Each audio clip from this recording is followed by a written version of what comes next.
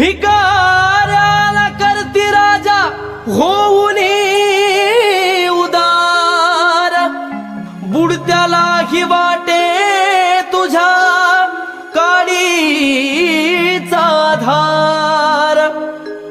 अजून काय वर्णावी स्वप्निलने तुझी लीला, मांढरात बसलीस तू हो सरदार.